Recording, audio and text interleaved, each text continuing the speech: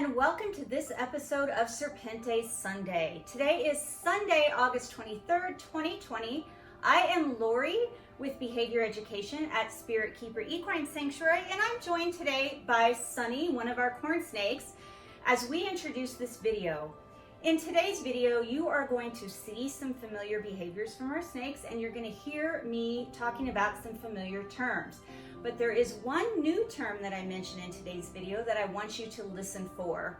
And that term has to do with us helping our snakes build healthy coping skills for things that they might have to deal with during their lifetime.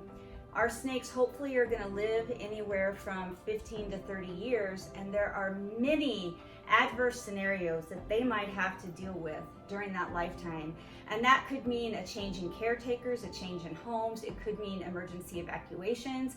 It could mean an enclosure gets broken and they have to live for the night or a few days in a strange enclosure that they're not used to. It could mean that the animal has to go to the hospital and experience a veterinary visit. There are ways to help our animals prepare for these eventualities so that they have less fear, anxiety, and distress if these things happen. And that is the word that we're going to be talking about more in some upcoming videos. So I want you to listen for it in this video. I also want you to keep in mind that the behaviors you see aren't happening overnight. We don't throw everything that could possibly happen to a snake in their lifetime at them all in one day or 1 week or 1 month. That's called flooding, and it's actually psychologically detrimental to your animal. We use gradual desensitization, active and passive habituation in order to get the snakes used to all of these different possibilities and in order to teach the snakes all of the behaviors that you get to see them do on our channel. And that is done over weeks, months, and in Laurel's case, with the behavior of shifting onto the scale and positioning herself in a specific way, that took her about a year. So we aren't throwing all of these things at the animals all at once. We're taking our time, and that reduces fear, anxiety, and distress as the animals learn these things. It's a lot easier for them to manage changes in their life and to learn each new behavior, small, tiny steps at a time. So I hope that you enjoyed today's video, and we'll see you next time. As a reminder to our regular viewers and for the benefit of anyone new to the channel, our approach with all our animals is to work with them as family, treating them as individuals and making sure we remain flexible, adapting our approach to meet the individual needs of each one. We use the least intrusive, most effective avenues possible to achieve behavior change, conduct training, and provide care. We train our animals to build resiliency in them to circumstances that they may encounter during their lifetime, to provide them with physical exercise and mental stimulation, and to guide them in learning cooperative behaviors. We focus a lot on cooperative behaviors so that we can avoid fear, anxiety, and distress during routine handling and care, as well as during emergency situations or veterinary visits. We offer animals as much choice and control as possible while maintaining their safety and ours. In part of today's video, you're going to see a follow-up session to a video previously released about training a snake to cooperatively shift to a scale for weighing. Teaching this behavior gradually allows the snake to become desensitized to being weighed over time without being forced. It not only helps us weigh our snakes, and that's all of our snakes, even those that we do not handle, or those that it would be dangerous to try and handle.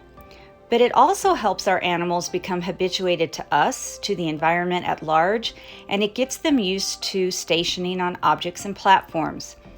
Being able to generalize this behavior to various stations in different environments mitigates stress if the snakes have to visit the vet, where they are very likely going to be placed on a scale to be weighed, and they're very likely to be placed on tables for exams, or on platforms or tables for ultrasounds or radiographs.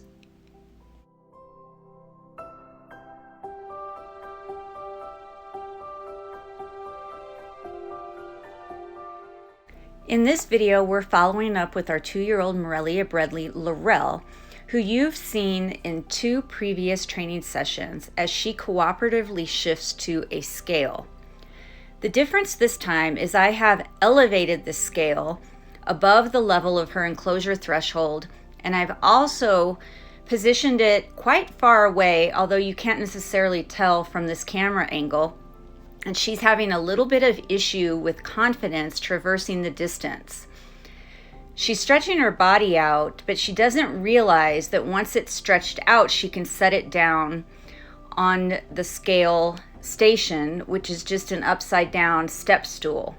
So what I decide to do is, on this next try, when she stretches towards the scale, I'm going to bring the target underneath that perch and try to get her to position her head downward.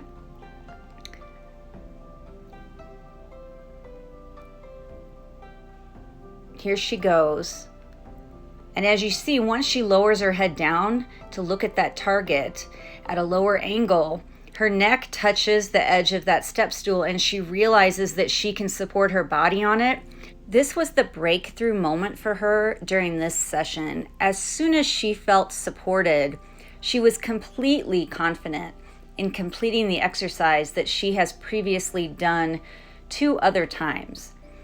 Just as I asked her to do the first 2 times, she's following that target around one of the stool legs and towards the opposite end of the stool, and that's to ensure that her whole body is on the scale.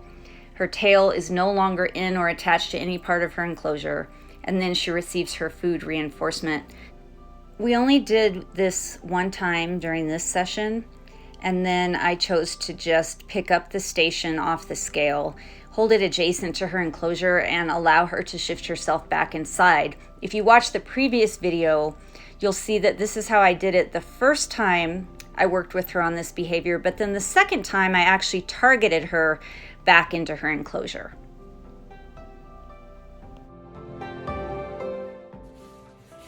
Everyone, thank you so much for joining us today for this episode of Serpentes Sundays. Hopefully you recognize the word about a subject that we're going to be talking about in upcoming videos, and that's resiliency, and how to help our animals build resiliency and learn to cope with circumstances that may come up during their lifetime, and learn to cope with those circumstances in healthy ways. Sunny and I hope that you have a great week. Until next time, please remember to always be kind and love your animals.